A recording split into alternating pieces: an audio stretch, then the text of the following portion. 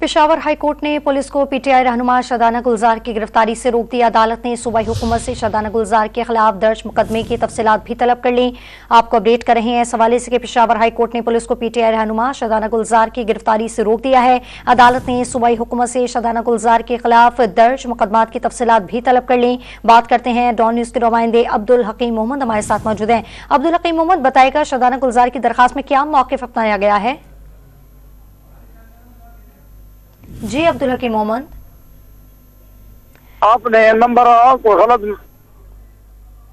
अब्दुल हकीम मोहम्मद से हम दोबारा रब्ता करने की कोशिश करेंगे। आपको अपडेट कर रहे हैं कि पेशावर हाई कोर्ट ने पुलिस को पीटीआई रहनुमा शादाना गुलजार की गिरफ्तारी से रोक दिया है। अदालत ने सूबाई हुकूमत से शादाना गुलजार के खिलाफ दर्ज मुकदमे की तफसीलात भी तलब कर ली हैं। वकील शादाना गुलजार का कहना है कि इंतखाबी मुहिम के दौरान गिरफ्तारी का खदशा है। सूबाई हुकूमत से शादाना गुलजार के खिलाफ दर्ज मुकदमात की तफसीलात भी तलब कर ली। पेशावर हाई कोर्ट ने पुलिस को पीटीआई रहनुमा शादाना गुलजार की गिरफ्तारी से रोक दिया है। आपको अपडेट करें कि अदालत ने सूबाई हुकूमत से शादाना गुलजार के खिलाफ दर्ज मुकदमात की तफसीलात भी तलब कर ली है। वकील शादाना गुलजार का कहना है कि इंतखाबी मुहिम के दौरान गिरफ्तारी का खदशा है। पेशावर हाई कोर्ट ने पुलिस को पीटीआई की रहनुमा शादाना गुलजार के खिलाफ गिरफ्तारी से रोक दिया है। अदालत ने सूबाई हुकूमत से शादाना गुलजार के खिलाफ दर्ज मुकदमात की तफसीलात भी तलब कर ली है और वकील शादाना गुलजार का कहना है कि इंतखाबी मुहिम के दौरान गिरफ्तारी का खदशा है।